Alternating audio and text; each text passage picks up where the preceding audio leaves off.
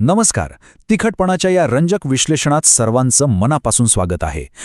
तिखटपणा ही एक अशी गोष्ट आहे ना, जी जगभरातल्या लोकांना कोणत्या ना कोणत्या प्रकारे आवडतेच.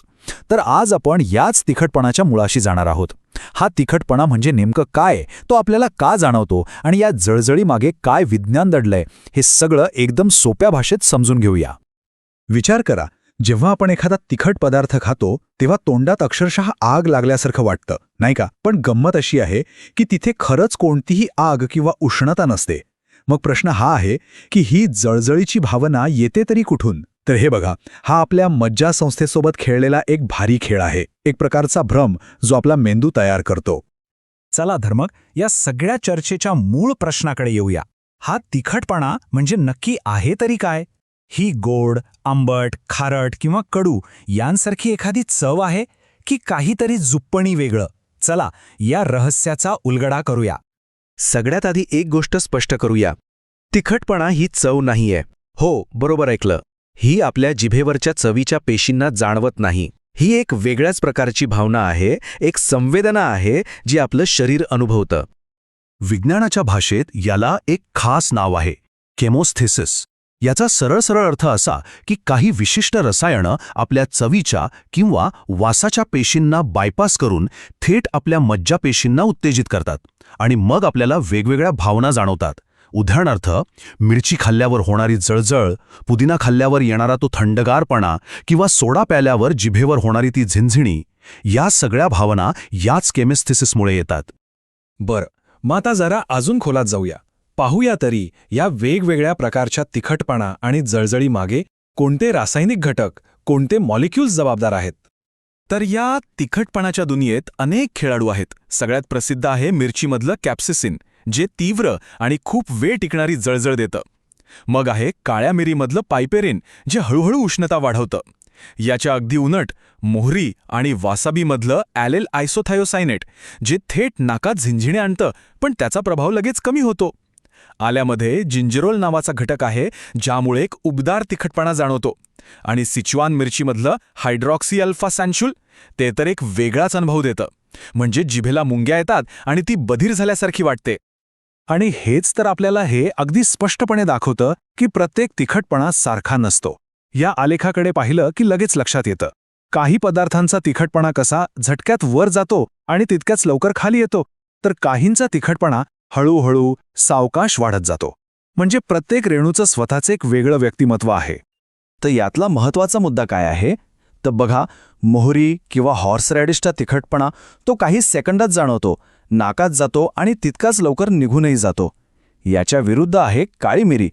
तिचा तिखटपणा हळूहळू वाढतो, घशाच्या मागच्या बाजूला जास्त जाणवतो आणि खाऊन झाल्यावरही बराच वेळ टिकून राहतो. चला आता पुढे जाऊया. हे रेणू आपल्या शरीरात गेल्यावर नक्की काय करतात, ज्यामुळे आपल्याला ही जळजळ जाणवते, हे आता आपण समजून घेऊया. आता आपल्या ह्या कथेचा नायक आहे TRPV1 नावाचे एक रिसेप्टर. याला आपण आपल्या शरीराचा फायर अलार्म किंवा थर्मामीटर म्हणू शकतो. याचं मुख्य काम काय तर आपल्या शरीराला खऱ्या उष्णतेपासून आणि वेदनेपासून सावध करणं. जेव्हा तापमान 43 अंश सेल्सिअसच्या वर जातं तेव्हा हा अलार्म वाजायला लागतो आणि मेंदूला धोक्याचा सिग्नल जातो. मग मिरचीमधलं कॅप्सेसिन काय करतं? त्याचा रेणू आहे ना, तो एका चावीसारखा असतो आणि त्याचा आकार या TRPV1 रिसेप्टरच्या कुलूपात अगदी अचूक बसतो. मग होतं काय की हे कॅप्सेसिन या कुलूपात बसून ते उघडतं आणि आपल्या मज्जापेशींना अक्षरशः फसवतो. त्यामुळे कोणतीही खरी उष्णता नसतानाही आपल्या मेंदूपर्यंत आग लागली, खूप गरम आहे असा खोटा संदेश पोचतो. आता ही स्लाइड खूपच इंटरेस्टिंग आहे. हे आहेत जिभेचे नकाशे, जे दाखवतात की तिखटपणा नक्की कुठे जाणवतो. डावीकडच्या 3 नकाशांवर लक्ष द्या. ते दाखवतात की मिरचीमधील कॅप्सेसिनची उष्णता संपूर्ण जिभेवर पसरते, सुरुवातीला 2 मिनिटांनी आणि अगदी 4 मिनिटांनी सुद्धा. आता उजवीकडचे नकाशे बघा, हे काळ्या मिरीसाठी आहेत. इथे उष्णता प्रामुख्याने घशाच्या आणि जिभेच्या मागच्या बाजूला एकवटलेली दिसते आणि यामुळेच मिरचीची जळजळ आणि मिरीचा तिखटपणा यांचा अनुभव पूर्णपणे वेगळा असतो. ठीक आहे, तर मेंदूला हा खोटा आग लागल्याचा सिग्नल मिळाला. पण मग आपलं शरीर त्यावर काय प्रतिक्रिया देतं? आपल्याला घाम का फुटतो? चला ते पाहूया. याचं उत्तर अगदी सोपं आहे. मेंदूला वाटतं की शरीराचं तापमान धोकादायक पातळीपर्यंत वाढलं आहे. त्याच्यासाठी हा एक आपत्कालीन संदेश असतो आणि मग तो लगेच शरीराला थंड करण्यासाठी कामाला लागतो. मग मेंदू काय करतो? तो लगेच शरीराची इमर्जन्सी कूलिंग सिस्टम सुरू करतो. आपल्याला घाम येऊ लागतो, जेणेकरून बाष्पीभवनाने शरीर थंड होईल. त्वचेखालच्या रक्तवाहिन्या पसरतात, त्वचा लालसर होते, जेणेकरून उष्णता बाहेर फेकली जाईल. इतकंच नाही तर नाक वाहू लागतं आणि डोळ्यात पाणी येतं, कारण शरीर त्या त्रासदायक रेणूंना धुवून बाहेर काढण्याचा प्रयत्न करत असतं. पण लक्षात आहे ना, तिखटपणा म्हणजे फक्त जळजळ नाही. हा आलेख बघा, तो पुन्हा एकदा हेच दाखवतो की अनेक तिखट पदार्थांमुळे मुंग्या येणे किंवा बधिरपणा जाणवणे अशाही भावना येतात. आणि विशेषतः मोहरी आणि हॉर्सरॅडिशमुळे नाकात जी झिणझिणी येते ती याच जटिल संवेदनांचा एक भाग आहे. आता एक मोठा आणि खूप महत्वाचा प्रश्न आपल्यासमोर येतो. जर तिखट खाणं ही एक प्रकारची वेदना आहे, एक खोटा अलार्म आहे, तर मग मानवाला ती इतकी आवडते का? या वेदनेचा आनंद घेण्याची सवय आपल्याला कशी लागली असेल? या प्रश्नाचं उत्तर कदाचित उत्क्रांतीमध्ये दडलेलं आहे. PBS मधील हे वाक्य आपल्याला या सिद्धांताची ओळख करून देतं. मसाल्यांची चव केवळ जेवणाची लज्जत वाढवण्यासाठी नव्हती, तर ती अक्षरशः जगण्यासाठी आवश्यक होती. या सिद्धांताला डार्विनियन गॅस्ट्रोनॉमी असं म्हणतात.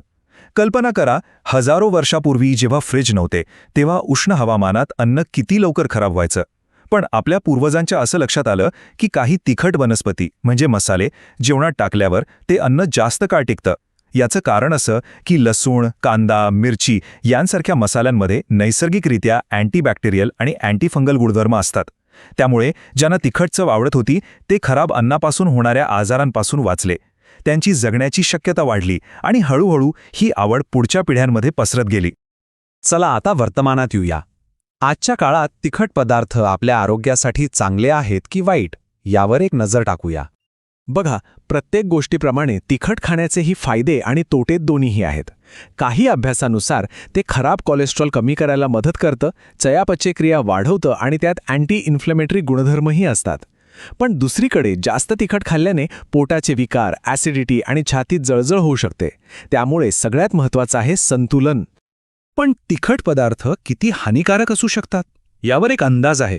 साधारण 150 पाऊंड वजनाच्या व्यक्तीसाठी एकाच वेळी सुमारे 3 पाऊंड म्हणजे जवळपास 1.25 किलो तिखट मिरच्या खाणं जीवघेणं ठरू शकतं. अर्थात एवढं कोणी खाणं शक्य नाही, पण यावरून एक अंदाज नक्कीच येतो. तर थोडक्यात सांगायचं झालं तर तिखटपणाशी आपलं नातं खूप गुंतागुंतीचं आहे. यात थोडी वेदना आहे, भरपूर आनंद आहे आणि आपल्या पूर्वजांसाठी तर ते संरक्षणाचं एक साधन होतं. हे जीवशास्त्र, उत्क्रांती आणि आरोग्य यांचे एक भन्नाट मिश्रण आहे. आणि शेवटी एक प्रश्न उरतो. प्रत्येकासाठी तिखटपणाचा अनुभव वेगळा असतो. काहींसाठी ती एक वेदना असते, काहींसाठी आनंद, तर काहींसाठी ती जेवणाची एक सवय असते. तुमच्यासाठी या तिखटपणाचा नेमका अर्थ काय आहे यावर एकदा विचार नक्की करा.